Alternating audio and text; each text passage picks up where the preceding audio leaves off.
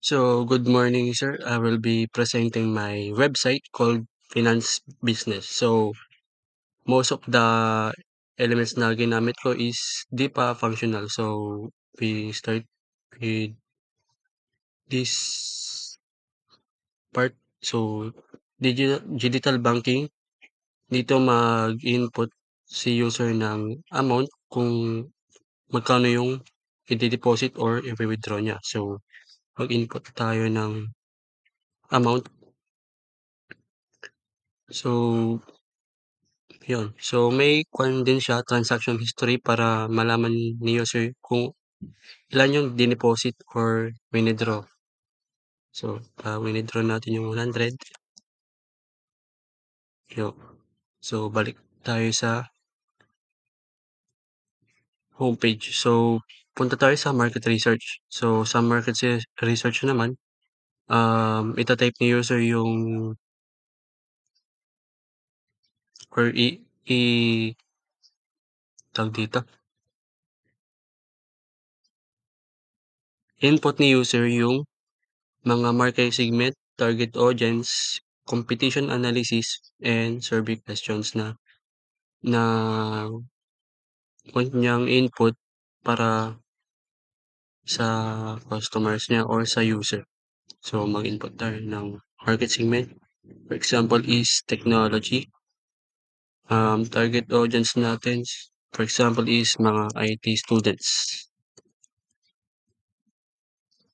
Then, example, ganyan yung competition analysis natin. Then,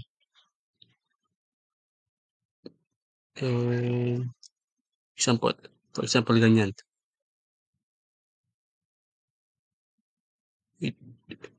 So, once na sinabit natin, lalabas yung mga in-input natin na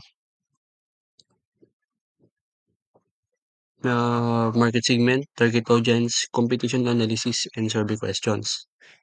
Punta naman tayo sa investment strategies.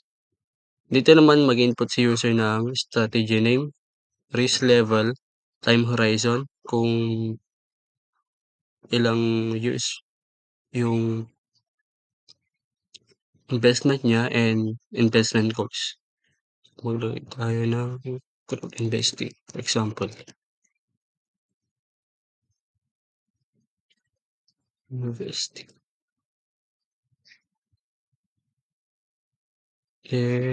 Example, ganyan yung investment goals natin. So, ganoon din sa investment strategies. Next naman, wala na po sigurong functional dito.